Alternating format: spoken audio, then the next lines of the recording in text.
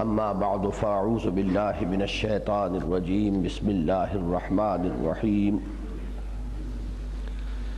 یا ایہا الذین آمنوا لا تتخذوا عدوی وعدوکم اولیاء تلقون الیہم بالمودۃ وقد کفروا بما جاءکم من الحق یخرجون الرسول وإیاکم ان تؤمنوا باللہ ربکم ان کنتم خرجتم جہادا فی سبیلی وابتغاء مرضاتی تسرون الیہم بالمودۃ وانا اعلم بما اخفیتم وما اعلنتم ومن یفعلہ منکم فقد ضل سواء السبیل صدق اللہ العظیم۔ آج انشاءاللہ العظیم ہم دو صورتیں پڑھیں گے، سورہ ممتحنہ اور سورہ صف۔ یہ دونوں صورتیں دو دو رکوعوں پر مشتمل پر حق و باطل کی جو کشمکش اس وقت شدت کے ساتھ جاری تھی، اس کے ضمن میں بعض مسائل جو پیدا ہوئے، خاص طور پر رشتہ داریوں کی بنا پر، جو بعض مسلمانوں کی طرف سے کبھی کبھی کسی کمزوری کا اظہار ہو جاتا تھا کہ اس کے رشتہ دار یا تو دارالہجرت میں نہیں آ پائے، اس کے عزیز، اس کی اولاد ابھی مکہ مکرمہ ہی میں ہے، تو اب یہ ان کے لیے ایک پوائنٹ آف ویکنس تھا۔ ان کی وجہ سے کچھ کفار کے ساتھ نرم رویہ کہ وہ ہمارے اہل و عیال کے ساتھ زیادہ سختی نہ کریں، یا کسی اور سبب سے سابقہ دوستیاں، سابقہ مراسم آخر ایک دن میں تو نہیں ٹوٹ جاتے، کچے دھاگے نہیں ہوتے، اور اگر یہ کفار کے ساتھ کسی بھی نوعیت کا اس طرح کا تعلق برقرار رہے تو یہ ایک سورس آف ویکنس ہے پھر اس اقامت دین کی جد و جہد کے لیے۔ کسی بھی وقت کفار اس کو استعمال کر سکتے ہیں، دشمن اس سے فائدہ اٹھا سکتے ہیں، لہذا سب سے بڑا مضمون تو اس سورہ مبارکہ کا وہی ہے۔ اس کے علاوہ بعض مسائل جو خواتین سے متعلق پیدا ہو گئے تھے، صلح حدیبیہ میں جو بات طے پائی تھی اس کی بنا پر، اور کچھ اس وجہ سے کہ بعض مسلمان جو آ گئے ادھر مہاجر ہو کر، ان کی بیویاں جو وہاں رہ گئیں اور وہ کفر اور شرک ہی پر رہیں، تو اب مسئلہ پیدا ہوا کہ ان کے مابین وہ رشتہ ازدواج باقی رہا یا نہیں رہا۔ بعض خواتین جو ہجرت کر کے آ گئیں اور ان کے شوہر وہیں رہے اور وہ کافر رہے، تو یہ جو معاشرتی مسائل پیدا ہوئے اس حق و باطل کی کشمکش کی وجہ سے، اس میں خاص طور پر جو خواتین سے متعلق معاملات ہیں ان میں رہنمائی دی گئی ہے، یہ مضامین ہے۔ تو گویا کہ جو مرکزی نقطہ ہے وہ وہی ہے، جہاد اور کشمکش، اقامت دین کی جد و جہد اور اس سے پیدا شدہ مسائل۔ اگر وہ جد و جہد نہ ہو، ایک جامد مذہبیت کا تصور ہو، تو یہ مسائل پیدا ہی نہیں ہوتے۔ یہ مسائل پیدا ہی وہاں ہوں گے کہ جہاں ایک ایکٹیو کوئی موومنٹ ہو، دین کے غلبے کے لیے جد و جہد ہو رہی ہو، تو پھر یہ مسائل جو ہیں یہ واقعی مسائل ہیں، ورنہ یہ محض نظری بحثیں بن کر رہ جاتی ہیں۔ اس سلسلے میں ایک واقعہ پیش آ گیا تھا۔ حضرت حاتب ابن ابی بلتع مہاجر ہیں اور صادق الایمان لوگوں میں سے ہے، لیکن اس سے اصل میں یہ اندازہ ہوتا ہے کہ انسان جو بھی غیر نبی ہے اس سے کسی وقت کسی کمزوری کا ظہور ہو سکتا ہے، چنانچہ ان سے بھی ایک کمزوری کا ظہور ہو گیا۔ جیسے میں نے کل بھی عرض کیا تھا کہ حضرت عائشہ پر جب تہمت لگی ہے رضی اللہ تعالی عنہ، تو اس میں بعض سچے اہل ایمان بھی ملوث ہو گئے۔ اسی طریقے سے ان سے ایک کمزوری کا ظہور ہوا کہ ان کے اہل و عیال ابھی مکے میں تھے اور ان کا کوئی قبیلہ نہیں تھا، بلکہ یہ وہاں بعض جو قریش ہیں انہی کی امان کی وجہ سے مکے میں مقیم تھے، اپنی کوئی طاقت جو ہے اپنے قبیلے کی وہاں نہیں تھی کہ اس کی وجہ سے ان کے اہل و عیال کو کوئی پروٹیکشن مل سکتی۔ تو انہوں نے چاہا کہ ایک احسان کرے قریش پر، مشرکین پر، کہ جب ان کو معلوم ہوا کہ حضور حملے کی تیاری کر رہے ہیں، فتح مکہ کے لیے اقدام، اب ظاہر بات ہے کہ ایسے مواقع پر اپنے ارادے کا پہلے سے اشتہار تو نہیں دیا جاتا، بلکہ جنگ کے معاملے میں تو یہ کہ اقدام جو ہے بسا اوقات اگر اس طرح کیا جائے کہ دشمن کو پتہ نہ چلے تو اس میں کامیابی کے بہت زیادہ امکانات ہوتے ہیں۔ ڈکلیئرڈ وار تو تھی ہی، اور صلح ان کی طرف سے ٹوٹ چکی تھی۔ صلح کی تجدید کی کوشش جو ہوئی قریش کی طرف سے، حضور نے اس کو قبول نہیں کیا، تو وار ڈکلیئرڈ تھی۔ لیکن یہ کہ کب اقدام ہوگا، کس شکل میں ہوگا، اب یہ ایک راز تھا مسلمانوں کا۔ انہوں نے ایک خط جو ہے لکھ دیا کہ محمد صلی اللہ علیہ وسلم اب تمہاری طرف قصد رکھتے ہیں اور ارادہ ہے، تو یہ صرف اس لیے کہ ایک احسان ان کے سر پر رہے میرا، تو میرے بیوی بچوں کو وہاں وہ کوئی گزن نہ پہنچائیں۔ حضور صلی اللہ علیہ وسلم کو اللہ تعالیٰ نے اس پر مطلع فرما دیا۔ حضور نے حضرت علی، حضرت زبیر اور حضرت مقداد کو بھیجا، تینوں کو، اور بتا دیا ابھی جس عورت کے ہاتھ وہ خط جا رہا تھا وہ عورت کوئی مکے ہی سے آئی تھی، اب واپس جا رہی تھی مدینے، تو وہ اس کے بارے میں حضور نے انہیں بتا دیا کہ 12 میل کے فاصلے پر فلاں جگہ پر وہ عورت ہے، بہت تیزی کے ساتھ جاؤ اور اس کے پاس ایک خط ہے وہ لے آؤ۔ وہاں جب گئے اس عورت تو مل گئی، لیکن جب پوچھا کہ خط ہے تمہارے پاس وہ دے دو، اس نے کہا میرے پاس کوئی خط نہیں ہے۔ جتنی تلاشی عام حالات میں ہو سکتی ہے وہ اس کی لے لی گئی اور وہ خط نہیں نکلا، لیکن ظاہر بات ہے کہ حضور نے فرمایا تھا کہ خط ہے، تو پھر حضرت علی نے فرمایا کہ تم باز آ جاؤ، تمہارے پاس خط ہے تم دے دو، ورنہ ہم پھر تمہیں ننگا کر کے اور تمہاری تلاشی لیں گے۔ تو اس پر اس عورت نے اپنی چٹیا میں کہیں اس کو گوندا ہوا تھا اس خط کو، وہاں سے نکال کے اس نے دے دیا، وہ خط لے کر آ گئے۔ تو حضرت حاتب کی پھر جواب طلبی ہوئی، انہوں نے عذر پیش کیا کہ حضور یہ وجہ ہے، یہ نہیں ہے کہ خدا نہ خواستہ میں مرتد ہو گیا یا مجھے اب کوئی ان سے دوستی اور محبت ہو گئی ہے، بلکہ صورت یہ ہے۔ تو حضرت عمر نے یہ عرض بھی کیا کہ حضور اجازت دیجئے کہ میں اس منافق کی گردن اڑا دوں، تو حضور نے فرمایا کہ عمر تمہیں معلوم ہے کہ یہ بدری لوگوں میں سے ہیں، یعنی ان کی تو شمولیت جو ہے غزوہ بدر میں رہی تھی۔ اس کے بعد تفصیل نہیں ہے کہ انہیں کوئی سرزنش مزید کی گئی یا نہیں کی گئی، لیکن بہرحال یہ ایک واقعہ ہے۔ اب قرآن مجید کا اسلوب یہی ہے کہ کسی ایک واقعے کے حوالے سے پھر جب بات ہوتی ہے تو وہ جنرلائز کر کے اور اس پر مزید وضاحت کے ساتھ ایسی ہدایات دی جاتی ہیں کہ جو ابد الآباد کے لیے ہوں، اگرچہ اس وقت وہ جو لوگ موجود تھے انہیں وہ معلوم ہوتا ہے کہ یہ اس واقعے سے متعلق بات ہو رہی ہے۔ یا ایھا الذین آمنوا لا تتخذوا عدوی وعدوکم اولیاء، اہل ایمان مت دوست بناؤ میرے اور اپنے دشمن کو۔ یہ جو کشمکش جاری ہے اب اس میں تو اگر یہ قلبی تعلق کے رشتے اپنے دشمنوں کے ساتھ تمہارے کسی وجہ سے برقرار رہے تو وہ تو اس جد و جہد کے لیے پھر ضعف کا سبب بن جائیں گے۔ تلقون الیہم بالمودہ، اب یہی وہ لفظ آ رہا یوادون من حاد اللہ، ودہ، یہ اردو میں بھی استعمال ہوتا ہے مودت، مودت و محبت، کہ تم ان کی طرف القاء کہتے ہیں ڈالنا، لیکن الا تلقون الیہم اس کے معنی ہو جائے گا بھیجتے ہو،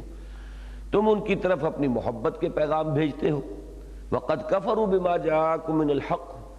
اور ان کا حال یہ ہے کہ وہ کفر کر چکے ہیں اس حق کا جو تمہارے پاس آیا ہے، یعنی ان میں حق شناسی یا حق کو قبول کرنے کی کوئی رمق نہیں ہے۔ جنہوں نے محمد الرسول اللہ کی دعوت کو قبول نہیں کیا اور رد کر دیا، ان کی جو کیفیت باطنی ہے وہ تو ظاہر ہو گئی، پھر ان سے محبت یا ان سے ساتھ کوئی احسان کی روش جو ہے وہ درست نہیں۔ یخرجون الرسول وایاکم ان تؤمنوا باللہ ربکم، وہ نکالتے ہیں رسول کو اور خود تمہیں اس جرم کی پاداش میں کہ تم ایمان لاتے ہو اللہ پر جو تمہارا رب ہے۔ اب دیکھیے یہاں پر جو ہے فعل مضارع کی شکل میں لائے ہیں، حالانکہ وہ معاملہ جو تھا حضور کی مکے سے وہاں نکل آنے کا وہ تو کم و بیش 7 برس پہلے کا ہے، لیکن یہاں اس فعل کو مضارع کی شکل میں لانے سے اشارہ کر دیا یہ روش ان کی اب بھی ہے، جس ان کی روش کی بنا پر حضور کو مکے سے مدینے آنا پڑا، ہجرت کرنی پڑی، تو وہ روش جو ہے کوئی وقتی نہیں تھی، یہ تو ان کا مسلسل رویہ ہے۔ وہ نکالتے ہیں رسول کو اور خود تمہیں، تم بھی جو یہاں مدینے آئے ہوئے ہو تو کیوں آئے ہوئے ہو؟ وہاں اگر تمہارے لیے محبتیں تھیں اور کوئی تعلقات تھے تو وہاں نکلنے کی ضرورت کیا تھی پھر؟ ان کنتم خرجتم جہادا فی سبیلی وابتغاء مرضاتی، اب یہ ذرا جھنجھوڑنے کا انداز ہے، اگر تم فی الواقع وہاں سے نکلے تھے میری راہ میں جہاد کے لیے اور میری رضا کے حصول کے لیے، اس کا یہ مطلب نہیں ہے، بعض اوقات سرزنش کا انداز ہوتا ہے، نفی نہیں کی جا رہی حضرت حاتب کی کہ ان کی اس نیت میں کوئی فطور تھا معاذ اللہ، بلکہ یعنی یہ گویا کہ تاکید کا انداز ہے کہ تم نکلے تھے وہاں سے میری محبت کی وجہ سے، میری رضا جوئی کے لیے، میری راہ میں جہاد کرنے کے لیے، تو اب دیکھو تمہارا یہ جو فعل ہے یہ تو پھر اس کے منافی ہو گیا۔ ان کنتم خرجتم جہادا فی سبیلی وابتغاء مرضاتی تسرون الیہم بالمودہ، پھر وہی لفظ آ گیا، تم خفیہ طور پر ان کی طرف محبت کے پیغام بھیجتے ہو۔ وَأَنَا أَعْلَمُ بِمَا أَخْفَيْتُمْ وَمَا أَعْلَنْتُمْ، اور تم کس سے چھپا سکتے ہو، میں تو خوب جانتا ہوں، سب سے بڑھ کر جانتا ہوں جو کچھ تم چھپاتے ہو اور جو کچھ کہ تم ظاہر کرتے ہو۔ وَمَن يَفْعَلْهُ مِنْكُمْ فَقَدْ ضَلَّ سَوَاءَ السَّبِيلِ، اور جو کوئی بھی تم میں سے یہ کام کرے گا تو وہ تو پھر سیدھے راستے سے بھٹک گیا۔ اب یہاں بھی ایک بڑا لطیف ہے کہ من فعل نہیں کہا کہ جو کر چکا، جو کرے گا، گویا کہ اب اس تنبیہ کے بعد اس میں بھی ایک طرح سے برات ہے اور گویا کہ معافی کا ایک اشارہ ہے حضرت حاتب کے لیے کہ اب اس واضح صراحت کے بعد بھی جو کوئی اس قسم کی حرکت کرے گا تو اس کے بارے میں تو معلوم ہوا کہ پھر وہ سیدھے راہ سے بالکل بھٹک گیا۔ ان یستفوکم یکونوا لکم اعداء، اب بھی ان کا حال یہ ہے کہ اگر وہ تمہیں کہیں پا جائیں تو وہ تمہارے دشمن بنیں گے، تمہارے ساتھ دشمنی کریں گے۔ وَيَبْسُطُوا إِلَيْكُمْ أَيْدِيَهُمْ وَأَلْسِنَتَهُمْ بِالسُّوءِ، اور وہ کھولیں گے تمہاری طرف، بڑھائیں گے اپنے ہاتھ بھی اور اپنی زبانیں بھی برائی کے ساتھ، یعنی جو غضن بالفعل پہنچا سکیں گے وہ بھی پہنچائیں گے، اور جو تمہیں تکلیف پہنچا سکیں گے بدگوئی اور بد کلامی سے، سب و شتم سے، اس سے بھی باز نہیں رہیں گے۔ وَوَدُّوا لَوْ تَكْفُرُونَ، اور وہ تو یہ چاہتے ہیں، ان کی خواہش یہ کہ کسی طرح تم بھی کفر کی روش اختیار کر لو۔ لَن تَنفَعَكُمْ أَرْحَامُكُمْ وَلَا أَوْلَادُكُمْ يَوْمَ الْقِيَامَةِ، تمہاری یہ رحمی رشتے اور تمہارے یہ تعلقات جو ہے خاندانی اور تمہارے اولاد تمہیں قیامت کے دن کوئی فائدہ نہیں پہنچا سکیں گی، یعنی انہی کے خیال کی وجہ سے تم نے یہ کیا۔ یہ دنیا تو فانی ہے، آج نہیں تو کل جانا ہی ہے، تمہارے ایمان کا تقاضا تو یہ ہے کہ تم آخرت کو مد نظر رکھو، اور یہ رشتہ داریاں جو ہیں یہ وہاں تمہارے لیے نافع نہیں ہوں گی۔ یفصل بینکم یوم القیامہ، یا ادھر جوڑیں گے کہ قیامت کے دن یہ تمہارے کام نہیں آئیں گی، یا یوم القیامہ کو اس کو معانقہ کہتے ہیں کہ کچھ ایسے بھی مقامات ہیں قرآن مجید میں کہ اس ٹکڑے کو چاہے ادھر جوڑ لیں چاہے ادھر جوڑ لیں، دونوں کا مفہوم جو ہے وہ دونوں کا صحیح ہو جائے گا۔ یوم القیامت یفصل بینکم، قیامت کے دن وہ تمہارے مابین فیصلہ کر دے گا۔ واللہ بما تعملون بصیر، اور جو کچھ تم کر رہے ہو اللہ اسے دیکھ رہا ہے۔ قد کانت لکم اسوۃ حسنۃ فی ابراہیم والذین معہ، تمہارے لیے ابراہیم اور ان کے ساتھیوں میں ایک بہت اچھا نمونہ ہے۔ اذ قالوا لقومہم انا براء منکم ومما تعبدون من دون اللہ، جبکہ انہوں نے کہا تھا اپنی قوم سے کہ ہم بری ہیں، ہم اعلان برات کرتے ہیں، بیزاری کا اظہار کرتے ہیں تم سے بھی اور ان سب سے بھی جن کو تم پوج رہے ہو اللہ کو چھوڑ کر۔ قد کفرنا بکم وبدا بیننا وبینکم العداوۃ والبغضاء ابدا، ہم نے کفر کیا تمہارا، اب یہ کفر کا لفظ استعمال ہو رہا ہے۔ ومن یکفر بالطاغوت ویؤمن باللہ،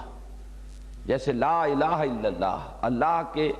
الوہیت کے اس بات سے پہلے باقی سب کی الوہیت کی نفی ہو گئی، تو طاغوت کی اور شرک کی کا کفر کر کے اصل میں اللہ پر انسان ایمان لاتا ہے۔ تو انہوں نے یہ اعلان کیا ہم تمہارا کفر کرتے ہیں، تمہارے اعتقادات کا انکار کرتے ہیں، تمہاری جو بھی روایات ہیں ان کا انکار کرتے ہیں۔ قد کفرنا بکم، ہم کفر کر چکے تمہارے ساتھ۔ وبدا بیننا وبینکم العداوۃ والبغضاء ابدا، اور ہمارے اور تمہارے مابین اب بغض اور دشمنی ہمیشہ ہمیش کے لیے شروع ہو چکی ہے۔ حتی تؤمنوا باللہ وحدہ، یہاں تک کہ تم ایمان لاؤ اللہ پر، جو اللہ اکیلے اللہ پر، اس کے ساتھ کسی کو شریک نہ کرتے ہوئے۔ الا قول ابراہیم لابیہ، اس میں ایک استثناء ہے کہ ہاں ابراہیم نے اپنی اس محبت طبعی اور محبت فطری کے باعث اپنے والد سے یہ کہہ دیا تھا لاستغفرن لک وما املک لک من اللہ شیء، کہ میں تمہارے لیے استغفار کروں گا، ضرور استغفار کروں گا، اور مجھے کوئی اختیار حاصل نہیں ہے تمہارے بارے میں اللہ کی طرف سے کچھ بھی۔ تو اب یہ دونوں ٹکڑے بڑے پیارے ہیں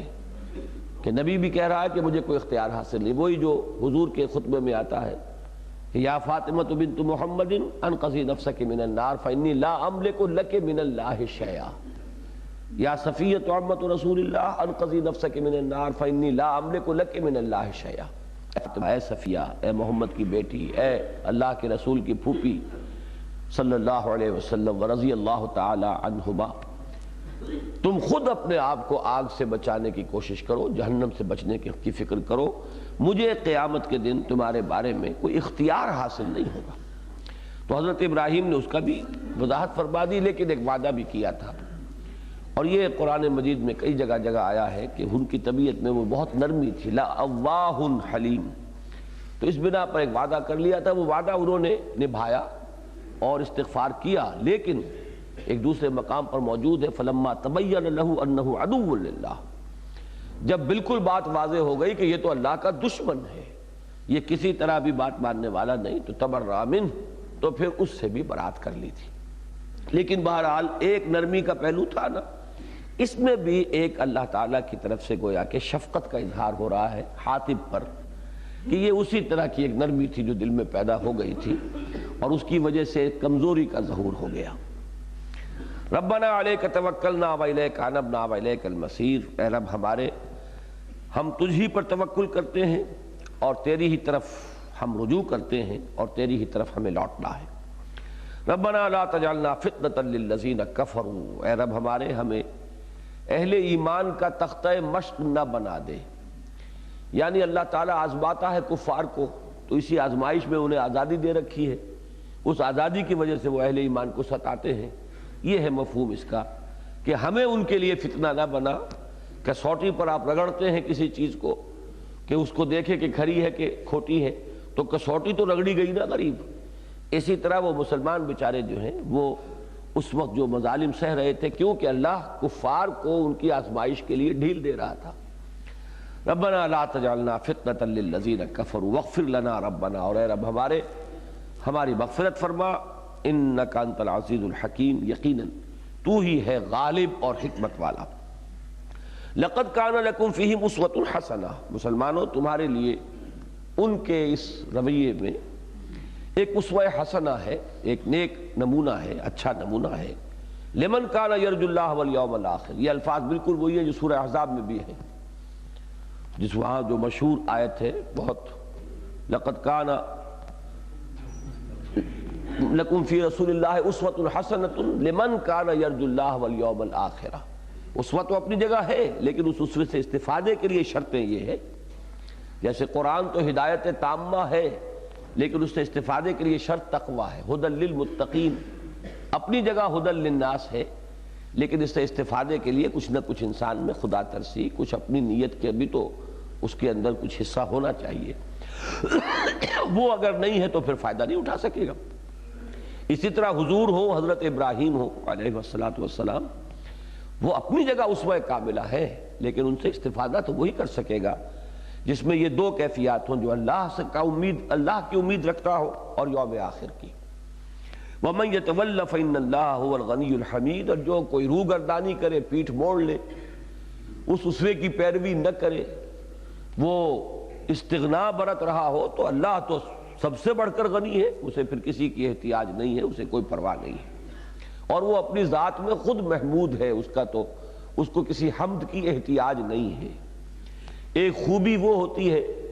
جو ابھی اس درجے کی ہے کہ اس کو بیان کیا جائے تو لوگوں کو معلوم ہوگا کہ خوبی ہے، ایک خوبی وہ ہے جو اظہر من الشمس ہے، اسے بیان کرنے کی حاجت ہی نہیں، از خود ظاہر، وہ حمید ہستی ہے۔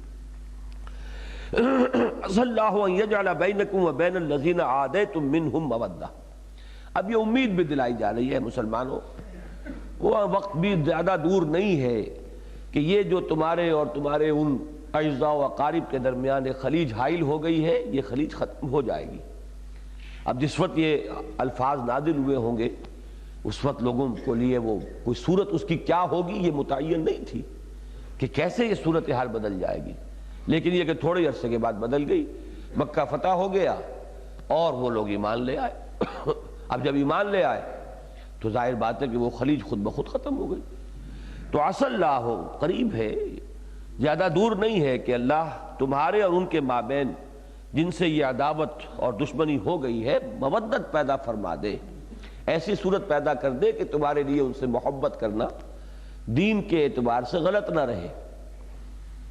واللہ قدیر، اور اللہ قادر ہے، واللہ غفور الرحیم، اور اللہ غفور الرحیم ہے۔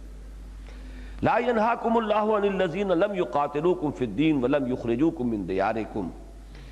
ان تبروہم وتقسطوا الیہم۔ اللہ تعالیٰ تمہیں ان کافروں سے، ان لوگوں سے نیکی کا سلوک کرنے، بھلائی کا سلوک کرنے، انصاف کا سلوک کرنے سے نہیں روکتا کہ جنہوں نے نہ تم سے کبھی جنگ کی ہے اور نہ تمہیں نکالا ہے تمہارے گھروں سے،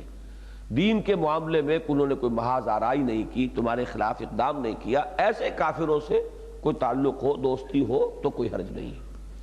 لیکن جو ہاسٹائل ہیں، جو دشمن ہیں،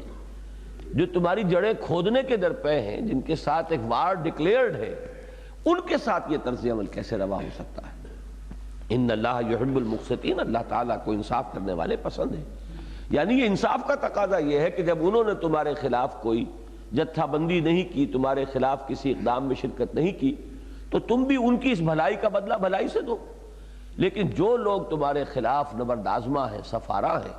ان میں سے کسی کے لیے اگر تمہارے دل میں کوئی نرم گوشہ ہے تو یہ نرم گوشہ پھر اس جد و جہد کے لیے ایک ضعف کا سبب اور ذریعہ بن سکتا ہے۔ انما ینہاکم اللہ عن الذین قاتلوکم فی الدین واخرجوکم من دیارکم، اللہ تعالیٰ تمہیں منع کر رہا ہے ان لوگوں کے بارے میں جنہوں نے تم سے دین کے معاملے میں جنگ کی ہے اور تمہیں نکالا ہے تمہارے گھروں سے، وظاہروا علی اخراجکم ان تولوہم، اور انہوں نے جتھا بندی کی ہے تمہارے نکالنے پر، اس بات سے منع کیا ہے کہ تم ان سے دوستی کرو۔ وَمَن يَتَوَلَّهُمْ فَأُولَٰئِكَ هُمُ الظَّالِمُونَ۔ اب دیکھیے ایک تشویق، ترغیب، فہمائش کا انداز ہوتا ہے، پھر ایک انداز پھر دھمکی کا بھی آتا ہے کہ اب اگر اس سب کے باوجود بھی تم ان کے ساتھ دوستی کرو گے تو جان لو گے پھر جو لوگ ایسا کریں گے وہ ظالم ٹھہریں گے اللہ کی نگاہ میں۔ یا ایھا الذین آمنوا اذا جاءکم المؤمنات مہاجرات فامتنعوا، اب یہ دوسرا مسئلہ آ گیا۔ اے اہل ایمان، جب تمہارے پاس مومن عورتیں آئیں، مومن خواتین ہجرت کر کے، فامتحنوہن، تو ان کا ذرا امتحان لے لیا کرو، جانچ پرکھ لیا کرو۔ اب کوئی خاتون مدینے آ گئی ہے، اب ظاہر بات ہے کہ یہ تو ایک ظاہری عمل ہے کہ وہ مدینے سے آ گئی، مہاجرہ ہے، لیکن اصل نیت کیا ہے یہ تو اللہ ہی جانتا ہے نا۔ ہو سکتا ہے ویسے ہی کوئی آوارہ عورت بھاگ کر آئی ہو وہاں سے اور یہاں پناہ لینے کے لیے اور مسلمانوں کی حمایت حاصل کرنے کے لیے وہ اپنے آپ کو مہاجرہ ظاہر کر کے اور وہ حیثیت حاصل کرے، مراعات حاصل کرے، اور اس طرح کے اور بہت سی، میں نے آخری بات بیان کر دی ہے۔ تو یہ اصل میں صلح حدیبیہ میں چونکہ جو الفاظ طے ہوئے تھے معاہدے کے، اس میں یہ تھا کہ جو مسلمان وہاں سے اب آئے مکے کو چھوڑ کر مدینے، تو حضور پابند ہو گئے تھے کہ انہیں واپس کریں۔ عورتوں کے معاملے میں اب یہ معاملہ بڑا نازک تھا۔ کوئی عورت اللہ کی بندی، مومنہ، مسلمہ، وہ کسی طرح جان بچا کر وہاں سے آئی ہو، مردوں کے لیے تو آسان تھا کہ ان کو واپس کر دیا جائے، عورتوں کا کیا کیا جائے؟ تو اس کے ضمن میں اللہ کا یہ حکم دیا گیا اللہ کی طرف سے کہ ان کو واپس نہ کرو۔ اس پر جب قریش نے اس معاہدے کی دہائی دی تو حضور نے فرمایا وہاں لفظ جو ہے رجل ہے، اگرچہ عام طور پر تو یہ ہوتا ہے کہ اس رجل کے اندر سمجھ لیا جاتا ہے کہ اس میں سبھی شریک ہیں، برسبیل تغلیب اسے کہا جاتا ہے، لیکن جب لفظ موجود ہے رجل تو معاہدے کی خلاف ورزی نہیں ہو رہی ہے۔ مرد، رجل کے معنی مرد ہے، کسی مرد کو ہم نہیں روکیں گے، لوٹا دیں گے، لیکن خواتین کا معاملہ اس سے مستثنیٰ رہے گا۔ بہرحال یہ جو ہے اللہ تعالیٰ کے حکم کے تحت یہ فیصلہ کیا ہے محمد الرسول اللہ صلی اللہ علیہ وسلم۔ لیکن جو بھی آ گئی عورت، جیسے کہ حدیث میں بھی آتا ہے، اس میں بھی کہا گیا نا کہ من کانت ہجرتہ الی اللہ ورسولہ فہجرتہ الی اللہ ورسولہ ومن کانت ہجرتہ لدنیا یصیبها او امرأۃ ینکحها فہجرتہ الی ما ہاجر الیہ۔ تو ایسے ہو سکتا ہے کہ یہ بھی کسی مرد سے شادی کے لیے یہاں پر چلی آئی ہوں اور اصل جو ہے ان کی غرض و غایت جو ہے وہ دینی ہجرت نہ ہو، تو ذرا انہیں جانچ پرکھ لیا کرو۔ اب یہاں دیکھیے بڑی لطیف انداز میں بتایا جا رہا ہے کہ ایمان ایک ایسی مخفی حقیقت ہے کہ قطعیت کے ساتھ تو جاننا ممکن ہی نہیں ہے کہ کسی میں ایمان ہے یا نہیں ہے، لیکن پھر بھی دنیا کے معاملات کو چلانے کے لیے کچھ نہ کچھ قیافہ اندازہ کرنا ہوتا ہے. تو یہ دونوں باتیں اب آ جائیں گی. اے اہل ایمان، جب تمہارے پاس مومن عورتیں آئیں ہجرت کرتی ہوئی تو ان کو ذرا جانچ پرکھ لیا کرو. اللہ عالم بایمانہن، اللہ ان کے ایمان سے زیادہ واقف ہے، ایمان ہے یا نہیں ہے، کتنا ہے. فَإِنْ عَلِمْتُمُوهُنَّ مُؤْمِنَاتٍ، لیکن یہ کہ اب جتنا کچھ تم اندازہ کر سکو، تو اگر تمہارا یہ گمان یہی بنے کہ واقعی یہ مومن ہی ہے، فَلَا تَرْجِعُوهُنَّ إِلَى الْكُفَّارِ، تو انہیں کافروں کی طرف مت لوٹاؤ، مت واپس پھیرو.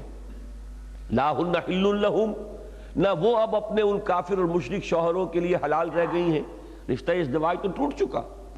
وَلَا هُمْ يُحِلُّونَ لَهُنَّ، نہ وہ ان کے لیے حلال ہے. تو جب رشتہ ازدواج ٹوٹ چکا تو اب یہ بیچاریاں کہاں جائیں گی؟ لہذا اگر تمہارے اپنے اس پوری تفتیش کے بعد یہی نتیجہ نکلے کہ یہ مومن ہے، مومن صادق ہے، تو پھر ان کو مت لوٹاؤ. وَآتُوهُمْ مَا أَنفَقُوا، اور ان کو ان کے وہ جو کافر شوہر ہیں وہاں ان کو ان کے مہر ادا کر دو، جو انہوں نے مہر دیا تھا، ان کا خرچ کیا تھا ان پر، وہ لوٹا دو. وَلَا جُنَاحَ عَلَيْكُمْ أَن تَنكِحُوهُنَّ، اور تمہارے لیے کوئی حرج والی بات نہیں ہے اگر تم اب ان سے نکاح کر لو. اذا آتیتموہن اجورہن، اب انہیں ظاہر بات ہے مسلمان معاشرے کے اندر انکارپوریٹ کرنا تھا، جذب کرنا تھا. اب یہ نہیں ہے کہ وہ چونکہ طلاق نہیں دے رہا تو یہ تو بندھی بیٹھی ہے بیچاری ابھی، تو وہ تو رشتہ جو ہے ازدواج کا ٹوٹ چکا. جب یہ ایمان لے آئی اور وہ کفر اور شرک پر رہا تو کوئی قباحت محسوس نہ کرو، کوئی ہچکچاہٹ محسوس نہ کرو کہ ان کے ساتھ تم نکاح کر لو جبکہ تم انہیں ان کے مہر ادا کر دو. وَلَا تُمْسِكُوا بِعِصَمِ الْكَوَافِرِ، اسی طرح تم بھی کافر عورتوں کی عصمتیں جو ہیں وہ اپنے پاس روکے نہ رکھو. یعنی اگر کافر ہے تمہاری بیوی جو رہ گئی وہاں اور کافر ہی ہے، کفر پر قائم ہے، تو تم یہ نہ سمجھو کہ وہ تمہاری بیویاں ہیں، تم انہیں اپنے حوالہ عقد کے اندر روکے نہ رکھو. وَاسْأَلُوا مَا أَنفَقْتُمْ، اور تمہارا اب یہ حق بنتا ہے کہ جو تم نے مہر دیا تھا وہ تم طلب کر لو، کہ بھئی اس اسلام اور کفر کی بنیاد پر ہمارے اور تمہارے درمیان رشتہ جو تھا ازدواج کا وہ ٹوٹ چکا ہے، لہذا ہمارا جو مہر ہے وہ واپس کرو. وَلْيَسْأَلُوا مَا أَنفَقُوا، اور جو انہوں نے خرچ کیا تھا چاہیے کہ وہ طلب کرے. یعنی قرآن مجید کا انداز تو یہ تھا کہ یہ باہمی مفاہمت سے یہ مسئلہ طے ہو جائے کفار کے اور اہل ایمان کے مابین، کہ یہ جو خواتین کا مسئلہ ہے نازک مسئلہ ہے، اس میں ہم مل جل کر طے کر لیں کہ جو بھی لین دین ہے حساب اس کا کر لیا کریں. لیکن ظاہر بات ہے کہ یہ ضروری نہیں تھا کہ کفار اس کے ساتھ اس طریقے سے آمادہ ہو جاتے، تو اس کا حکم بھی آگے آ جائے گا. ذالکم حکم اللہ یحکم بینکم، یہ اللہ کا حکم ہے، وہ تمہارے مابین فیصلہ کر رہا ہے. واللہ علیم الحکیم، اللہ علیم ہے، حکیم ہے. اس کا یہ علم اور اس کا یہ حکمت کا معاملہ ہے جس کی بنا پر یہ فیصلہ وہ کر رہا ہے. وَإِن فَاتَكُمْ شَيْءٌ مِّنْ أَزْوَاجِكُمْ، اور اگر تمہارے ہاتھ سے کچھ جاتا رہے تمہاری بیویوں کے ضمن میں، یعنی بیویاں رہ گئیں اور وہاں کے کفار ان کے مہر ادا نہیں کر رہے یا وہ واپس نہیں لوٹا رہی، اب یہاں جو ان کی بیویاں جو ایمان لے آئی تھی یہاں آ گئی ہیں، اب ان کے لیے تمہیں مہر کی ضرورت ہے کہ مہر دو گے تبھی تو نکاح کر سکو گے. تو اب اگر یہ سسپینس ہو گیا ہے،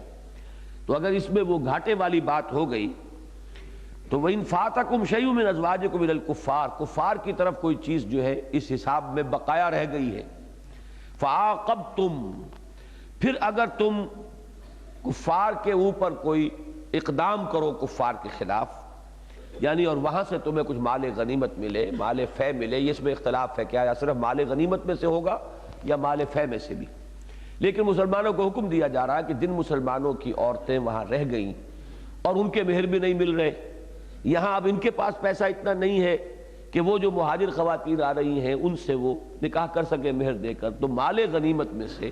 ان کو وہ رقم ادا کر دی جائے کہ جو ان کی رقمیں ماری گئی ہیں اس مسئلے میں. تو فَآتُوا الَّذِينَ ذَهَبَتْ أَزْوَاجُهُمْ مِثْلَ مَا أَنفَقُوا، تو دے دو ان لوگوں کو جن کی بیویاں چلی گئیں جتنا کچھ کہ انہوں نے خرچ کیا تھا. وَاتَّقُوا اللَّهَ الَّذِي أَنْتُمْ بِهِ مُؤْمِنُونَ، اور اس اللہ کا تقوی اختیار کرو جس پر تم ایمان رکھتے ہو. یعنی یہ کہ یہ نہ بتا دیا جائے کہ کسی شخص کا مہر تو اس نے دیا ہو 10,000، اب وہ کلیم کرے کہ نہیں 50,000 میں نے دیا تھا لہذا مال غنیمت میں سے مجھے 50,000 دیا جائے. اس میں ظاہر بات ہے کہ معاملہ اصل جو ہے وہ تقوی کا ہے. اللہ کا تقوی اختیار کرو جس پر تم ایمان لائے ہو، جس کی وجہ سے ہی تم مسلمان بنے ہو، اور یہ ساری جو ایک کشمکش حق و باطل ہے وہ شروع ہوئی. یا ایھا النبی اذا جاءک المؤمنات یبایعنک، اب یہ خواتین کی بیعت کا مسئلہ آ رہا ہے کہ جب وہ آئی ہیں اور ایمان کا انہوں نے اقرار اور اظہار کیا ہے تو اب ان کو اس ایمان میں داخلے کے لیے گویا کہ ایک علامت کے طور پر، اس کو بیعت ایمان بھی کہہ سکتے ہیں، بیعت اسلام بھی کہہ سکتے ہیں، بیعت اصلاح بھی کہہ سکتے ہیں، اس میں جہاد کا لفظ کہیں نہیں ہے اور نصرت کا لفظ بھی نہیں آیا ہے۔ نصرت کا لفظ جو ہے وہ در حقیقت وہ مردوں کے لیے ہے کہ وہ حضور صلی اللہ علیہ وسلم کے مشن میں ان کے دست و بازو بنے۔ یہ یہاں پر جو بیعت ہے کہ جو بیعت کے الفاظ آ رہے ہیں، یہ حضور صلی اللہ علیہ وسلم نے مکہ مکرمہ میں بھی بیعت لی، پھر فتح مکہ کے موقع پر، پھر واپس جب مدینہ تشریف لے آئے تو حضرت عمر کو آپ نے اپنی طرف سے مامور کیا کہ وہ خواتین سے جا کے بیعت لیں، تو پھر بڑے پیمانے پر یہ بیعت ہوئی ہے۔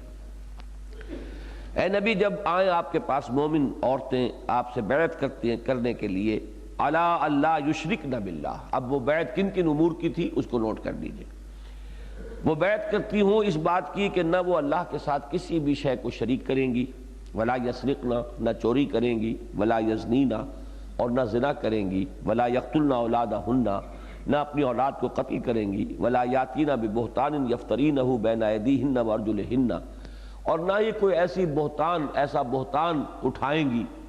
کہ جو وہ اپنے ہاتھوں اور پیروں کے مابین سے اٹھائیں۔ یہ کنایا ہے، یعنی سیکس سکینڈلز، جنسی کوئی بہتان۔ اب یہ کئی طرح کے ہو سکتے ہیں، کسی کے اوپر زنا کی تہمت لگا دینا،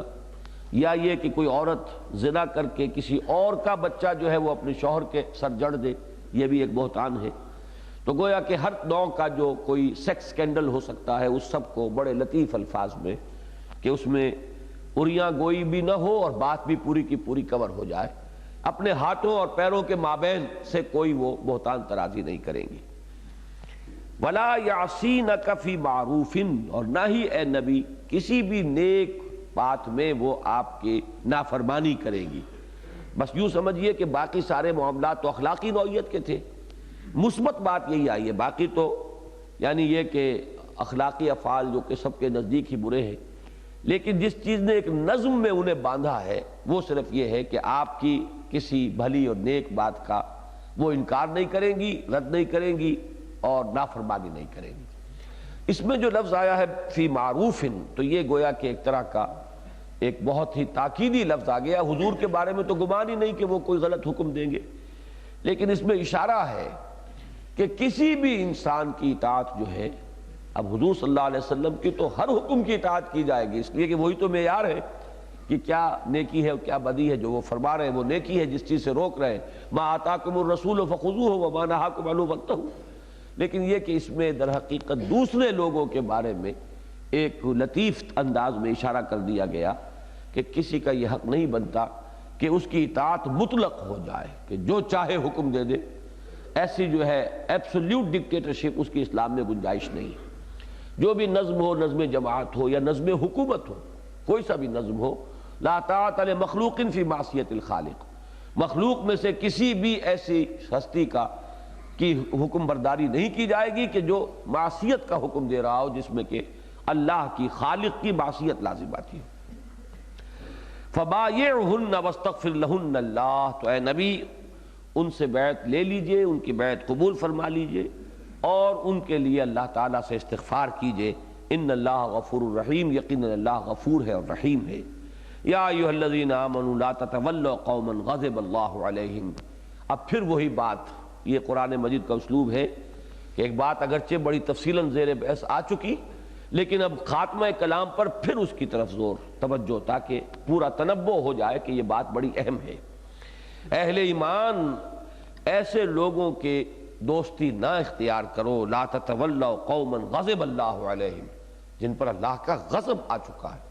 یعنی اس سے بڑا اور کیا ہوگا ان کے مغضوب ہونے کا نشان کہ وہ محمد الرسول اللہ صلی اللہ علیہ وسلم کو گھروں سے نکالنے والے اور ان کی دعوت کو رد کرنے والے ہیں۔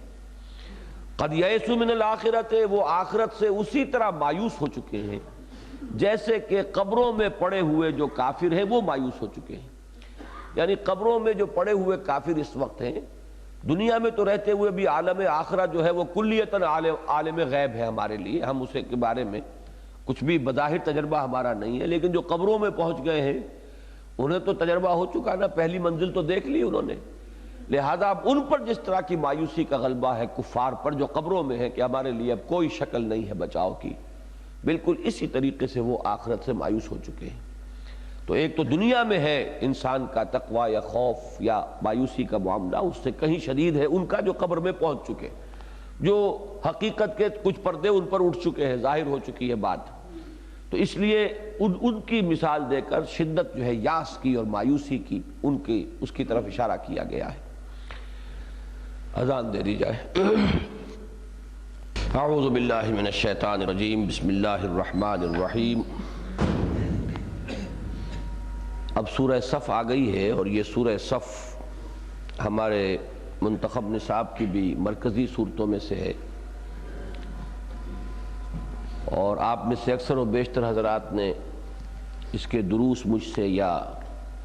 بالمشافہ سنے ہوں گے یا ان کے کیسٹ سنے ہوں گے، اس لیے کچھ زیادہ تفصیل کی اس وقت ضرورت نہیں ہے اور وقت بھی نہیں ہے ہمارے پاس۔ صرف یہ نوٹ کر لیجئے کہ یہ جو 10 صورتوں کا ایک گلدستہ ہے مدنیات کا، اس میں بالکل وسط میں جوڑا ہے یہ سورہ صف اور سورہ جمعہ، یہ گویا کہ قلب ہے ان صورتوں کا، بالکل درمیان میں۔ اور جو 5 مسبحات ہیں ان میں سے ان کے بالکل وسط میں جو ہے یہ سورہ صف ہے۔ 2 مسبحات آ چکی ہیں، سورہ حدید اور سورۃ الحشر، تیسری یہ ہے۔ 2 اس کے بعد ہے سورہ جمعہ اور سورہ تغابن۔ تو بحیثیت مجموعی ان 10 صورتوں میں جو اس کا وسط بنتا ہے وہ جوڑا ہے سورہ صف اور سورہ جمعہ کا، اور یہی باہم اس طریقے سے متحد بھی ہیں مسبحات میں سے کہ مسلسل یہی دونوں صورتیں ہیں جن میں تسبیح کا ذکر ہے، سبح للہ یسبح للہ، اور پوری تکمیل یہ کہ ان میں ماضی اور مضارع کا بھی یہاں اتحاد ہو جاتا ہے۔ یہ دونوں صورتیں نبی اکرم صلی اللہ علیہ وسلم کا جو انقلابی جو پہلو ہے آپ کی سیرت کا، اس کے اعتبار سے اہم ترین ہے، اس لیے کہ انقلاب میں ایک تو ہدف معین ہوتا ہے، کرنا کیا ہے، منزل کیا ہے، جانا کہاں ہے، دوسرے یہ کہ طریقہ معین ہوتا ہے، کس طریقے سے جانا ہے، طریقہ کار کیا ہے۔ تو سورہ صف میں نبی اکرم صلی اللہ علیہ وسلم کی جد و جہد کا ہدف معین ہو گیا ہے، اور سورہ جمعہ میں اس کا طریقہ کار جو ہے، بنیادی طریقہ کار، اساسی منہاج، وہ واضح ہوا ہے۔ سبح للہ ما فی السماوات و ما فی الارض، اللہ کی تسبیح کرتی ہے ہر شے جو آسمانوں میں ہے اور ہر شے جو زمین میں ہے، وَهُوَ العزیز الحکیم، اور وہ زبردست ہے، حکمت والا۔ یا ایھا الذین آمنوا لم تقولون ما لا تفعلون، اہل ایمان کیوں کہتے ہو جو کرتے نہیں۔ اس کا ایک تعلق خاص جڑے گا آخری آیت کے ساتھ، قال الحواریون نحن انصار اللہ، حواریین نے کہا نا کہ ہم ہیں اللہ کے مددگار، تو یہ قول ہے یہ۔ تو جو کوئی بھی اہل ایمان میں سے یہ کہے کہ ہم محمد کے مددگار ہیں صلی اللہ علیہ وسلم، اسے سوچ سمجھ کر کہنا چاہیے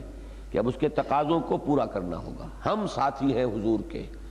ہم آپ کے دست و بازو بنیں گے، ہم اس مشن میں آپ کے اس مقصد بعثت کی تکمیل میں آپ کا ساتھ دیں گے۔ تو ذرا اس کو اچھی طرح جو ہے اپنے آپ کو تول کر کہنا چاہیے، لما تقولون ما لا تفعلون، کیوں کہتے ہو جو کرتے نہیں۔ کبر مقتا عند اللہ ان تقولوا ما لا تفعلون، یہ جو زبانی دعوے کرنے ہیں کہ جن کا عمل کے اندر پھر اس کا ایفا نہ ہو،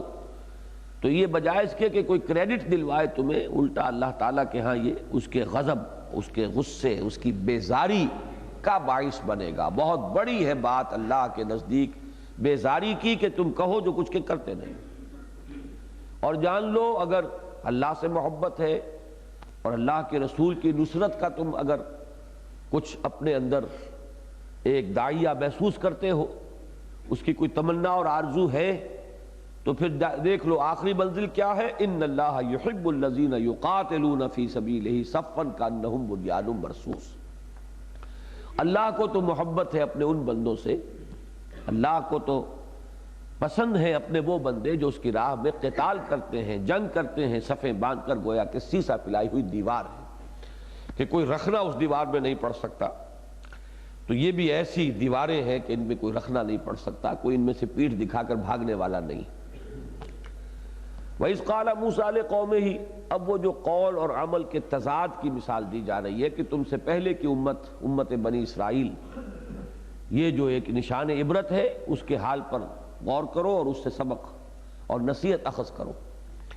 یاد کرو جب کہ کہا تھا موسیٰ نے اپنی قوم سے لِمَ تُؤْذُونَنِی، یا قوم لِمَ تُؤْذُونَنِی، اے میری قوم کے لوگوں کیوں مجھے اذیت دے رہے ہو،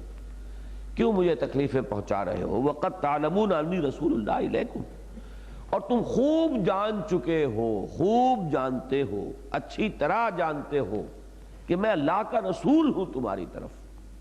میں کوئی تمہارا عام جیسے رہنما ہوتے ہیں، لیڈر ہوتے ہیں، وہ تو نہیں ہوں، میں رسول ہوں، اور تم جانتے ہو، پھر تمہارا یہ طرز عمل۔ اب یہ تفصیل سے میں واضح کر چکا ہوں اپنے دروس میں کہ ایذا جو ہے انبیاء کو اور رسولوں کو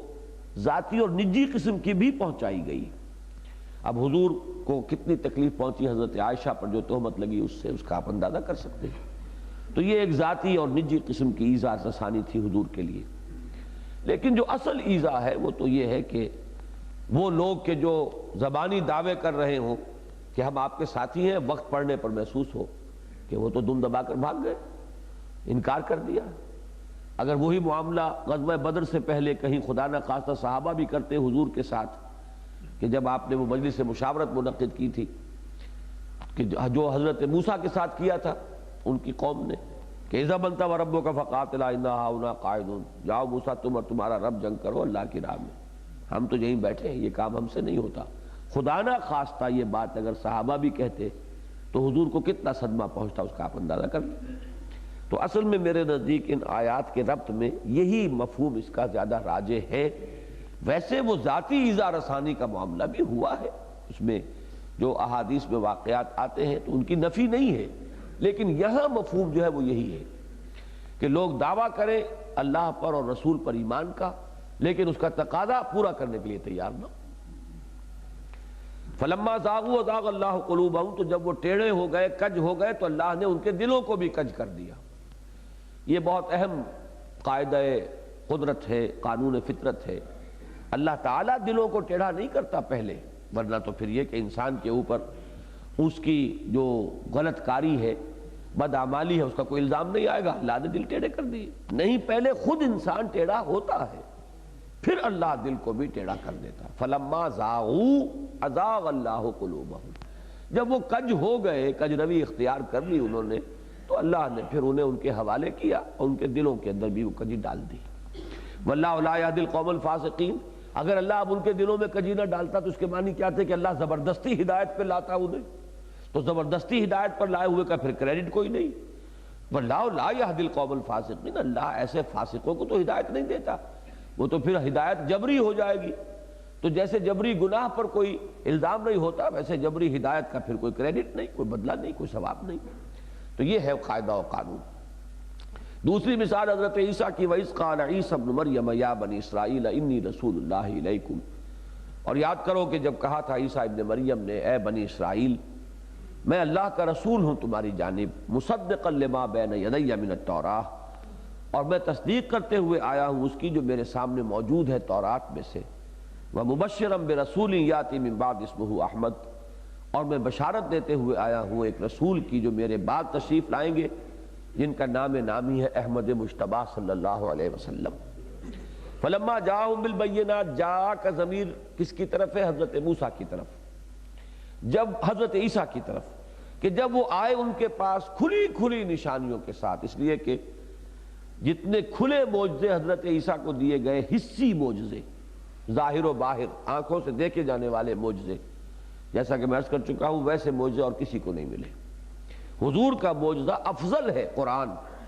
لیکن یہ کہ یہ معجزہ حسی نہیں، معنوی ہے۔ تو فرمایا کہ جب وہ کھلی نشانیوں کے ساتھ آئے، قالوا ھذا سحر مبین، تو ان بدبختوں نے یہ کہا کہ یہ تو جادو ہے، ان کے ان معجزات کو جادو قرار دیا، جیسے کہ حضرت موسیٰ کے معجزے کا مقابلہ کرنے کے لیے فرعون نے جادوگروں کو جمع کیا تھا۔ وَمَنْ أَظْلَمُ مِمَّنِ افْتَرَىٰ عَلَى اللہِ الْكَذِبَ وَهُوَ يُدْعَىٰ إِلَى الْإِسْلَامِ، اور اس شخص سے بڑھ کر ظالم اور کون ہوگا جو اللہ کی طرف جھوٹ کی نسبت کرے اور وہ بلایا جا رہا ہو اسلام کی طرف۔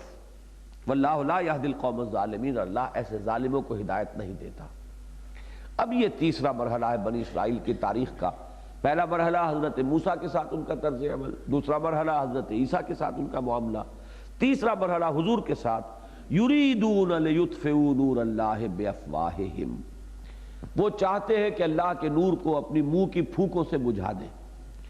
مولانا ظفر علی خان نے یہ اپنا شعر کا مفہوم یہی سے لیا ہے کہ نور خدا ہے کفر کی حرکت پہ خندہ زن، پھونکوں سے یہ چراغ بجھایا نہ جائے گا۔ تو وہ چاہتے ہیں اپنے منہ سے بجھا دیں، پھونک مار کے بجھا دیں، اور یہ اصل میں طنز ہے ان پر، جیسے کہ ہم پڑھ چکے ہیں سورہ حشر میں کہ فرمایا گیا کہ یہ کبھی آپ سے کھلے میدان میں مقابلہ نہیں کر سکیں گے، پست ہمت ہیں، بزدل ہیں، پیچھے دیواروں کے اور فصیلوں کے پیچھے وہاں سے کوئی سنگ باری کرے، کوئی اور پتھراؤ کرے، یہ کر سکتے ہیں، کھلے میدان میں نہیں، اور اگر کبھی جرت کری لی تو فوراً پیٹھ دکھا جائیں گے، بھاگ جائیں گے، دم دبائیں گے۔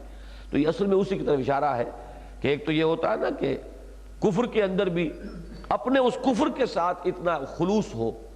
کہ وہ اس کے لیے اپنی جان بھی دینے کے لیے تیار ہو جائے، جیسے ابو جہل کا کردار ہے۔ تو مشرکوں کے اندر جو کھلم کھلا کافر تھے آپ کو یہ جرت مل جائے گی، لیکن منافقین میں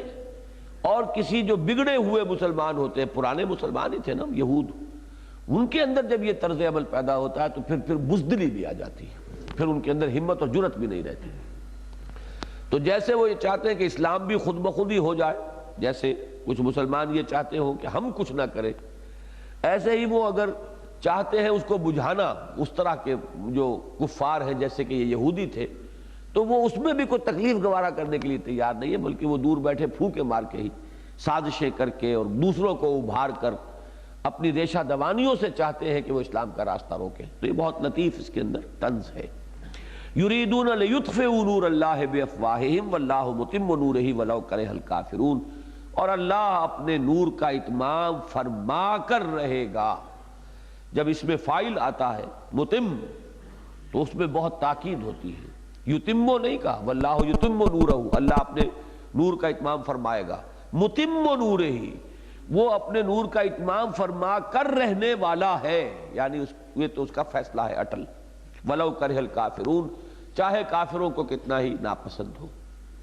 اس کے بعد یہ مرکزی آیت آ گئی جس میں کہ حضور کی اس جد و جہد کا ہدف معین ہو گیا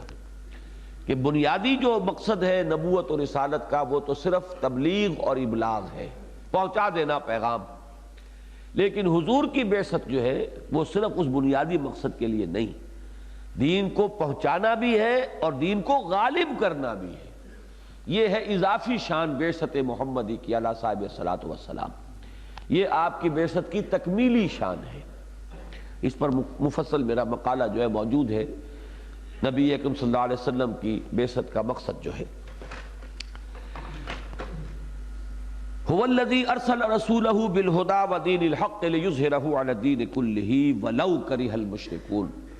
وہی ہے اللہ جس نے بھیجا اپنے رسول کو یعنی محمد کو صلی اللہ علیہ وسلم بالہدی، ہدایت کے ساتھ، یعنی قرآن مجید کے ساتھ، یہ الہدی ہے، ہدی للناس، ہدی للمتقین، ودین الحق، اور دین حق کے ساتھ۔ دین حق کیا ہے؟ اسلام، ان الدین عند اللہ الاسلام، لیظہرہ علی الدین کلہ، تاکہ غالب کر دے اس دین حق کو، اس اسلام کو پورے کے پورے دین پر، پورے نظام زندگی پر، یا تمام کے تمام ادیان پر، یا تمام کے تمام نظام ہائے حیات پر۔ اب یہ تمام احتمالات جو ترجموں کے ہیں وہ میں نے آپ کے سامنے بیان کر دیے، لیکن یہ کہ اس کا جہاں تک مدلول ہے وہ واحد ہے، اس میں کوئی یعنی لفظی طور پر ضمیروں کا ادھر ادھر کرنے سے کوئی جو فرق ہے اس کے اصل مراد اور معنی پر نہیں پڑتا۔ یہ میں تفصیل سے اپنے اس مقالے میں لکھ چکا ہوں۔ اب ظاہر بات ہے کہ جب حضور کو اللہ کے دین کو غالب کرنے کی جد و جہد کرنی ہے تو اس میں تو آپ کو تعاون درکار ہے، ساتھ ہی ساتھ دیں گے تو ہوگا نا۔ اس لیے اب یہاں پکارا جا رہا ہے کنہیں، اے اہل ایمان، یا ایھا الذین آمنوا هل ادلکم علی تجارۃ تنجیکم من عذاب الیم، کیا میں تمہاری رہنمائی کروں اس تجارت اور کاروبار اور سودے کی جانب جو تمہیں عذاب علیم سے چھٹکارا دلا دے، اس کا نفع اتنا بڑا ہو کہ جہنم سے نجات پا جاؤ۔ وہ کیا ہے؟ تؤمنون باللہ ورسولہ، اللہ پر اور اس کے رسول پر ایمان پختہ رکھو۔ چونکہ یہاں خطاب یا ایھا الذین آمنوا سے ہے، لہذا ترجمہ ہم یہ نہیں کریں گے کہ ایمان لاؤ، ایمان لانا یہاں ترجمہ نہیں ہوگا، اس لیے کہ یا ایھا الذین آمنوا سے تو خطاب ہے، اے اہل ایمان، کیا تمہیں وہ تجارت بتائی جائے جو تمہیں دردناک عذاب سے چھٹکارا دلا دے؟ تو اب اس کے معنی آگے کیا ہوئے؟ تؤمنون باللہ ورسولہ، ایمان محکم اور پختہ رکھو اللہ پر اور اس کے رسول پر، وتجاہدون فی سبیل اللہ باموالکم وانفسکم، اور جہاد کرو اللہ کی راہ میں اور اس میں کھپاؤ اپنے مال بھی اور اپنی جانیں بھی، انفاق مال اور بذل نفس، ان دونوں چیزوں کے ذریعے سے جہاد ہوگا اللہ کی راہ میں۔ ذالکم خیر لکم ان کنتم تعلمون، یہی تمہارے لیے بہتر ہے اگر تم سمجھو، اگر تمہارے اندر سمجھ ہے، فہم ہے، علم ہے۔ بظاہر گھاٹے کا سودا ہے، جس کو ہو جان و دل عزیز اس کی گلی میں جائے کیوں؟ انسان جو ہے وہ خطرہ اپنی جان اور مال کا رسک جو ہے نہیں لینا چاہتا، بظاہر گھاٹے کا سودا ہے، حقیقت میں اس سے بڑی کامیابی اور کوئی نہیں۔ یغفر لکم ذنوبکم، اگر تم یہ کرو گے، یغفرو نہیں ہے، یغفر ہے، تو جہاں پر یہ جزم آ جاتا ہے یہ گویا کہ جواب شرط ہے، اگر یہ کرو گے تو یہ ہوگا، اور جواب شرط جو ہے وہ شرط پر وہ گویا کہ موقوف ہے کہ شرط پوری ہوگی تو پھر جو اس کی جزا ہے، اس کا جو بدلہ ہے وہ ملے گا۔ یغفر لکم ذنوبکم، اللہ تمہارے گناہ معاف فرما دے گا، ویدخلکم جنات تجری من تحتہا الانہار، اور تمہیں ان باغات میں داخل کرے گا جن کے نیچے نہریں بہتی ہیں، ومساکن طیبۃ، اور ان گھرانوں میں تمہیں داخل کرے گا کہ جو بہت پاکیزہ ہیں، فی جنات عدن، بہشت کے باغات میں۔ اب یہ ہے وعدے آخرت کے، ذالک الفوز العظیم، یہی ہے بڑی کامیابی۔ یعنی دنیا میں بظاہر کامیابی ہو جائے تو وہ ایک نافلۃ لک ہے، وہ اضافی شے ہے، اصل کامیابی تو وہاں کی کامیابی ہے۔ اصل نصب العین بندہ مومن کی جد و جہد کا اور اس کا اصل مقصود جو ہے وہ فلاح اخروی ہے۔ فلاح اخروی کے دو ہمیشہ پہلو آئیں گے، ایک طرف مغفرت، ایک طرف جنت۔ مغفرت جو ہے اس کا منفی پہلو ہے، معافی، عفو، درگزر خطاؤں سے اللہ تعالیٰ کا اعلان عفو، اور اس کا جو مثبت نتیجہ ہے وہ جنت کا داخلہ ہے۔ تو اسی لیے ہم نے سورہ حدید میں الفاظ پڑھے، سابقوا الی مغفرۃ من ربکم وجنۃ عرضھا کعرض السماء والارض، دوڑو ایک دوسرے سے آگے نکلو، مسابقت کرو اپنے رب کی مغفرت کے لیے، مغفرت کے حصول کے لیے، اور اس جنت کے حصول کے لیے کہ جس کا پھیلاؤ آسمان اور زمین جتنا ہے۔ تو یہی الفاظ یہاں آ گئے۔ اب یہاں گویا کہ طریقہ بتا دیا گیا کہ جنت کے حصول کا اور مغفرت کے حصول کا راستہ کون سا ہے۔ کچھ محنت تمہیں بھی کرنی پڑے گی نا، کچھ کمائی کرنا چاہتے ہو تو یہاں کاروبار کرتے ہو، کچھ انویسٹمنٹ کرتے ہو، پیسہ لگاتے ہو، کچھ محنت اور مشقت کرتے ہو، تب کوئی نفع حاصل ہوتا ہے۔ تو اگر تم مغفرت خداوندی اور جنت کو حاصل کرنا چاہتے ہو تو تمہیں جان اور مال کھپانی ہوگی جہاد فی سبیل اللہ کے لیے۔ اور جہاد فی سبیل اللہ کا ہدف کیا ہے؟ اظہار و دین الحق علی الدین کلہ، جس کے لیے محمد رسول اللہ مبعوث ہوئے صلی اللہ علیہ وسلم۔ تو یہ دو اور دو چار کی طرح یہ لنکس جو ہے اپنے ذہن میں قائم رکھنی چاہیے۔ وَأُخْرَىٰ تُحِبُّونَهَا، اور ایک اور بات جو تمہیں بہت پسند ہے، یعنی دنیا میں کامیابی۔ انسان کی یہ بھی طبعی کمزوری سمجھ لیجئے، یہ ہے کہ وہ یہ چاہتا ہے کہ جو کچھ میں کر رہا ہوں اس کا نتیجہ بھی میری نگاہوں کے سامنے آ جائے۔ اس کا حتمی وعدہ نہیں ہے اللہ کی طرف سے۔ ہو سکتا ہے کوئی شخص محنت کرے ساری عمر اور کوئی ظاہری اور محسوس نتیجہ نہ نکلے۔ 950 برس حضرت نوح علیہ السلام نے دعوت دی اور بہت ہی معدود چند لوگ ایمان لائے، کوئی ظاہری کوئی بڑا انقلاب وہاں نہیں آ سکا۔ تو کیا اس میں حضرت نوح ناکام ہو گئے؟ معاذ اللہ، نہیں۔ اصل کامیابی جو ہے وہ تو آخرت کی کامیابی ہے۔ اس لیے ہمیشہ یہ ذہن میں رکھنا چاہیے کہ دنیاوی کامیابی ایک اضافی شے ہے، ہو جائے تو کیا کہنے، نہ ہو تو اس میں بدل ہونے کی بات نہیں۔ ہماری کامیابی کا دار و مدار اس پر نہیں ہے، ہماری کامیابی جو ہے وہ تو اصل میں آخرت کی کامیابی ہے۔ اس لیے اس کو جدا کر دیا، ذالک الفوز العظیم پر وہ بحث تو ختم ہو گئی۔ بڑی کامیابی تو وہ ہے، باقی یہ کہ ہاں مسلمانوں تم سے وعدہ ہے، یہ معاہدہ جو ہے وہ خاص اس زمانے کے ساتھ ہو گیا، اور آئندہ کے لیے بھی جب اس طرح کی شرطیں پوری ہو جائیں گی تو اللہ کا وعدہ پورا ہوگا۔ لیکن یہ ہر وقت ہر حال کا وعدہ نہیں ہے، اور اندازہ یہی ہوتا ہے کہ یہ غزوہ احزاب ہی کے ساتھ متصلاً یا اس کے بعد نازل ہوئی ہیں یہ آیات، اور اسی کی روح سے پھر حضور نے صحابہ کرام کو بتا دیا تھا کہ اے مسلمانوں، now the tables have been turned، اب وہ ٹائڈ جو ہے اس کا رخ بدل گیا ہے۔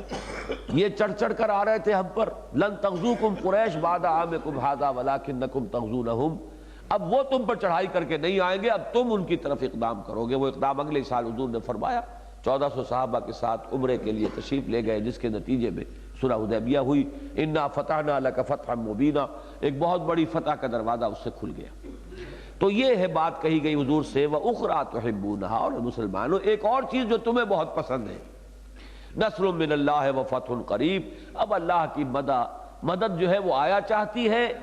اور فتح جو ہے وہ تمہارے قدم چوما چاہتی ہے۔ اب زیادہ دیر نہیں رہا، تم امتحان کی کٹھن مراحل میں سے گزر آئے ہو، تم نے اپنے صدق کا ثبوت فراہم کر دیا ہے۔ اللہ کے ہاں تمہاری یہ قربانیاں اور تمہارا یہ صبر و ثبات اور تمہاری استقامت جو ہے اس کو قبولیت حاصل ہو گئی ہے، اور فرمایا حضور کو حکم دے دیا، وَبَشِّرِ الْمُؤْمِنِينَ، اے نبی آپ اہل ایمان کو بشارت دے دیجئے کہ اب وہ سخت گھڑیاں جو ہیں وہ ختم ہو رہی ہیں، انشاءاللہ بہت جلد تم دیکھو گے کہ یہ بادل سب چھٹ گئے اور مطلع صاف ہو گیا۔ جاء الحق وزهق الباطل ان الباطل كان زهوقا یا ایھا الذین آمنوا کونوا انصار اللہ۔ اب یہ پکار بات تو ساری ہو چکی ہے، لیکن جیسے پچھلی صورت میں تھا کہ اہم ترین بات کو پھر آخری آیت میں لے آئے، تو اگرچہ مضمون تو وہی ہے، بنو اللہ کے مددگار اور اللہ کے رسول کے مددگار، بنو ان کے دست و بازو، نکلو آگے، ہمت کرو، جان اور مال کھپاؤ، گھبراؤ نہیں، یہی نفع کا سودا ہے، جائی جاست، اسی میں فلاح ہے، یہی کامیابی ہے۔ لیکن اب اس کو یہاں پر ایک اعتبار سے جو ہے اس کے اندر اضافہ کر دیا کہ یہ جب تک کہ تم مدد نہیں کرو گے رسول کی، ان کے دست و بازو نہیں بنو گے۔ اب اس میں ضرورت پہ سامنے آ گئی ایک جماعت کی، کہ یہ کام جو ہے دین کی غلبے کی کوشش، یہ انفرادی طور پر نہیں ہو سکتا۔ اس کے لیے تو یہ ہے کہ کونوا انصار اللہ، اللہ کے مددگار بنو، جیسے کہ حضرت عیسیٰ کی مثال دی گئی، ان کے حواریین نے کہا تھا ہم اللہ کے مددگار ہیں، اور یہ اللہ کی مدد اور اس کے رسول کی مدد یہ ایک ہی شے ہے۔ اس لیے کہ رسول کوئی اپنی مملکت بنانے کے لیے تو نہیں تم سے مدد مانگ رہے کہ مجھے اپنی حکومت قائم کرنی، آؤ میرے ساتھ تو میں بھی تمہیں حصہ دوں گا اس میں سے، یہ نہیں ہے، بلکہ وہ تو اپنے اس فرض منصبی کو، اپنے مقصد بعثت کو پورا کرنے کے لیے انہوں نے تو اپنے آپ کو لگا دیا، تن من دھن اس کا اپنا جو ہے صرف کر دیا۔ اب تمہارا کام ہے کہ جہاں ان کا پسینہ گر رہا ہو وہاں اپنا خون بہاؤ، اپنی جانیں دو، پروانہ وار اپنے آپ کو ان کے اس مشن پر نثار کرو، یہ ہے تقاضا۔ اور اس کے لیے یوں سمجھ لیجئے، اگرچہ اس صورت میں وہ بات نہیں آئی، بنیادی طور پر تو آ گئی، اس میں بالقوہ وہ بیعت کا لفظ جو ہے یہاں پر گویا کہ مفہوم موجود ہے، کہ جیسے وہ بیعت خواتین کی تھی وہ اصلاح کی بیعت تھی یا اسلام کی بیعت تھی، تو اب تمہیں بیعت کرنی ہے محمد الرسول اللہ صلی اللہ علیہ وسلم سے، جہاد کی اور قتال کی اور جد و جہد کی اور سمع و طاعت جو ہے اللہ کے رسول کے حکم کے ماننے کی۔ وہ بیعت تھی کہ جو بیعت عقبہ ثانیہ میں ہوئی تھی، مردوں سے جو پہلی بیعت انصار سے لی تھی حضور نے، اس کے الفاظ وہ تھے جو سورہ ممتحنہ میں آئے ہیں، اور دوسری بیعت کا لفظ اگرچہ یہاں پر نہیں آیا ہے لیکن مفہوم اور اس کا ایسنس جو ہے وہ موجود ہے، وہ ہے جو بیعت عقبہ ثانیہ میں ہوئی ہے، کہ حضور صلی اللہ علیہ وسلم سے ایک ذاتی معاہدہ کہ ہم آپ کی مدد کریں گے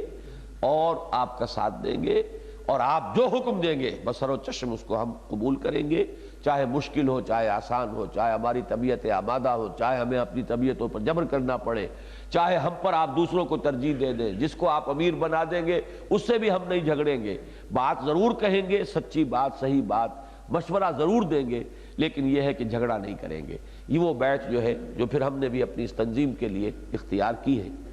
اس کی طرف گویا کہ اشارہ ہو گیا، یا ایھا الذین آمنوا کونوا انصار اللہ، اہل ایمان بنو اللہ کے مددگار، کما قال عیسی ابن مریم للحواریین، جیسے کہ کہا تھا عیسیٰ ابن مریم نے اپنے ساتھیوں سے، حواریین سے، من انصاری اللہ، کون ہے میرا مددگار اللہ کی طرف، اللہ کی راہ میں، قال الحواریون نحن انصار اللہ، تو کہا تھا اس وقت حواریین نے ہم ہیں اللہ کے مددگار، فآمنت طائفۃ من بنی اسرائیل وکفرت طائفہ، تو اے مسلمانوں جیسے اس وقت تمہارے ہاں تقسیم ہو گئی ہے، ایک طرف حزب اللہ ہے، ایک طرف حزب الشیطان ہے، ایسے ہی وہاں بھی تقسیم ہو گئی تھی، کچھ لوگ ایمان لائے تھے بنی اسرائیل میں سے کوئی گروہ، اور ایک گروہ ایمان نہیں لایا، فأیدنا الذین آمنوا علی عدوہم، تو حضور نے حضرت عیسیٰ کو تو اللہ نے اٹھا لیا آسمان پر، لیکن بعد میں اللہ تعالیٰ نے ان حواریین ہی کے ذریعے سے ان کے دین کو پھیلایا، تو ہم نے تائید کی اور مدد کی ان کی کہ جو ایمان لائے تھے ان کے دشمن کے مقابلے میں، اور وہی فاصبحوا ظاہرین، تو وہی غالب ہو کر رہے۔ تو اس میں گویا کہ ایک پھر مستقبل کے لیے پیشین گوئی ہو گئی اس دین کے لیے بھی کہ یہ غالب آ کر رہے گا۔ حضور کے زمانے میں آیا، دور خلافت راشدہ میں اس کی توسیع ہوئی،